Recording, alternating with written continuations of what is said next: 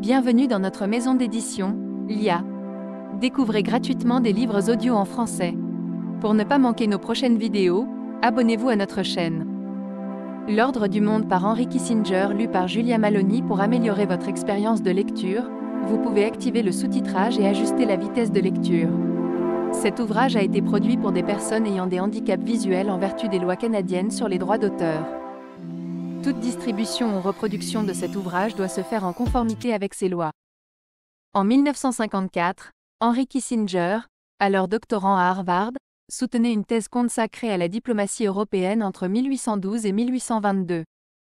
60 ans plus tard, la publication de son dernier ouvrage souligne avec force la cohérence de la pensée de celui qui, entre-temps, est devenu le conseiller à la sécurité nationale, 1968 à 1973, puis le secrétaire d'État, 1973 à 1977, le plus influent que les États-Unis aient connu.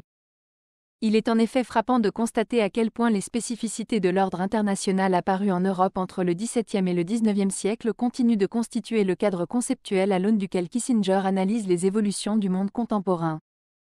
Le principal intérêt de l'ouvrage réside d'ailleurs dans cette mise en perspective historique et dans l'armature théorique qui la sous-tend, bien plus que dans les anecdotes personnelles, fort rares, ou dans le commentaire des crises actuelles, généralement laconiques.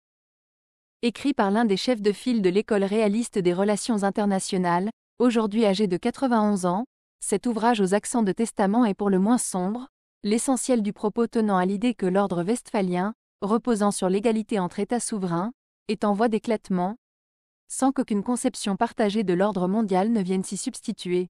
Comme Raymond Aron en son temps, Kissinger met en lumière la manière dont a été conçu l'ordre mondial à travers les siècles et les continents. Pour lui, un tel ordre repose nécessairement sur deux composantes indissociables, des normes agréées par l'ensemble des participants qui en garantissent la légitimité, et un équilibre des forces qui incite chacun à faire preuve de réserve tout en empêchant que l'un d'entre eux ne prenne le pas sur les autres. Le défi tient à ce qu'un consensus sur les normes régissant l'ordre mondial est d'autant plus difficile à atteindre que les divergences culturelles entre les participants sont fortes. Si Kissinger reste aussi attaché à l'ordre international né en Europe au XVIIe siècle, c'est précisément qu'il est à ses yeux le seul qui permette d'établir des relations stables entre des unités politiques hétérogènes. Le principe d'égalité entre États souverains, consacré à l'issue de la guerre de 30 ans par les traités de Westphalie signés en janvier et en octobre 1648, fait en effet abstraction de ces différences, ce qui explique qu'il constitue encore aujourd'hui l'un des fondements du système international. Ce principe ne conserve toutefois sa pleine portée qu'à condition de reposer sur un équilibre entre les puissances, auxquelles ont été particulièrement attentifs des hommes d'État, Richelieu, Metternich, Bismarck, dont Kissinger brosse avec talent les portraits, comme il avait déjà pu le faire dans Diplomatie, Simon et Schuster, 1994. Or, au lendemain de deux guerres mondiales qui ont laissé les États européens exsangues, ces derniers ont rompu avec ces principes, mutualisant de larges pans de leur souveraineté au profit d'une organisation supranationale, l'Union européenne, UE. Sur ce point, Kissinger persiste dans le scepticisme que lui inspire, depuis son origine, la construction européenne et que partage, par exemple, un Robert Kagan. Suscitant peu d'émule dans les autres régions du monde, ce qui est plus que discutable, l'UE aurait renoncé à la puissance et n'aurait plus, au fond, d'autre choix que de s'allier aux États-Unis. Pour continuer d'exister sur la scène internationale. Paradoxalement, cet abandon par l'Europe des principes de l'ordre westphalien à l'issue des deux guerres mondiales n'a pas empêché la diffusion de ceux-ci dans des régions du monde où prévalaient jusqu'alors d'autres conceptions de l'ordre mondial.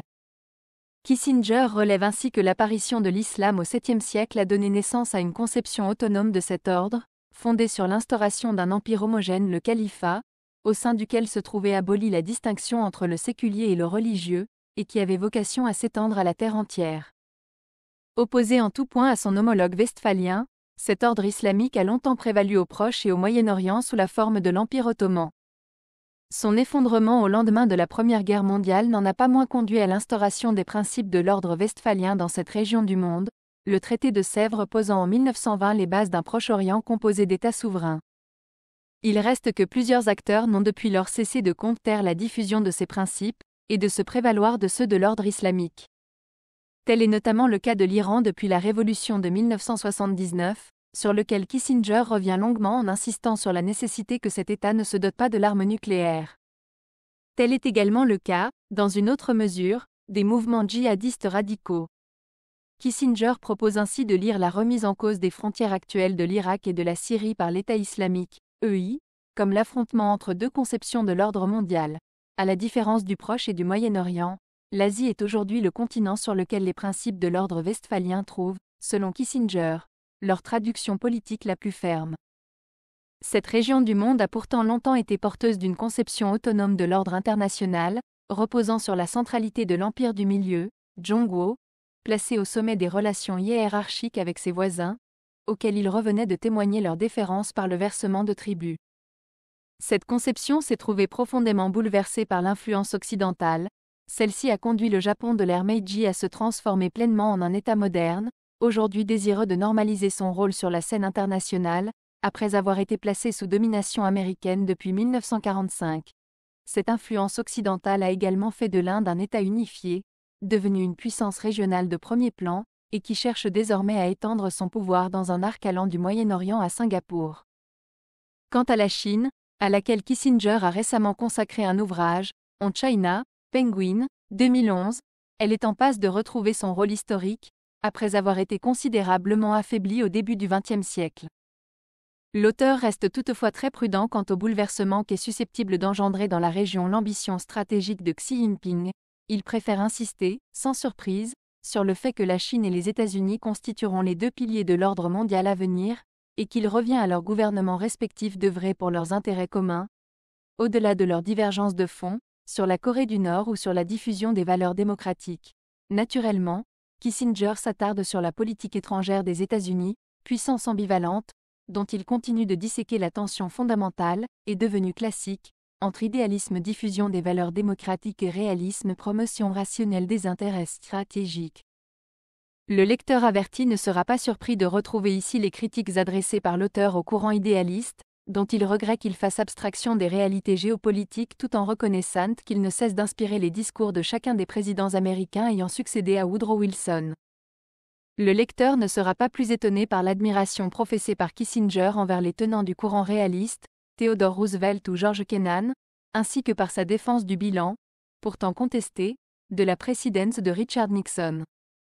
Plus étonnante est, en revanche, la grande mansuétude dont il fait preuve à l'endroit du président George W. Bush, auquel il adresse son respect et son affection personnelle, tout en reconnaissant que la guerre en Irak, à laquelle il était personnellement favorable, fut une profonde erreur stratégique.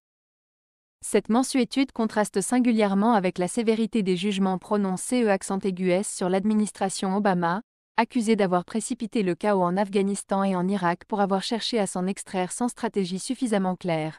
En définitive, cet ouvrage offre une réflexion d'une ampleur peu commune, nourrie par une longue expérience au sommet de l'État américain. On pourra sur ce point regretter que l'auteur ne se livre pas plus au jeu des confidences et ne lève nullement le voile sur les relations qu'il continue d'entretenir avec les dirigeants internationaux. Plus substantiellement, on relèvera que l'importance accordée aux États réduit à la portion congrue l'analyse du rôle grandissant d'acteurs non étatiques au sein du système international, et que les grilles d'analyse avancées s'avèrent peu opérantes envers les problématiques transnationales, environnement, épidémie, mondialisation financière. Le dernier chapitre, consacré partiellement au cyberespace, est à ce titre symptomatique, en ce qu'il analyse l'influence des réseaux numériques sur les États et leurs dirigeants, tout en restant silencieux sur leurs effets sur les sociétés. Comme le soulignait Hillary Clinton dans une recension de cet ouvrage paru dans le Washington Post, Kissinger demeure néanmoins un analyste incontournable des relations internationales, et il est à cet égard révélateur que celle qui sera probablement la prochaine candidate démocrate aux élections présidentielles américaines se revendique de son héritage. Tristan Harreau. Cliquez sur I, en haut à droite de votre écran pour choisir le livre audio que vous aimeriez découvrir. Si cette vidéo vous a plu, vous pouvez mettre un « j'aime » et la partager à vos amis. Par ailleurs, visitez notre bibliothèque sur audible.fr pour explorer notre vaste sélection de livres audio réalisés par IA.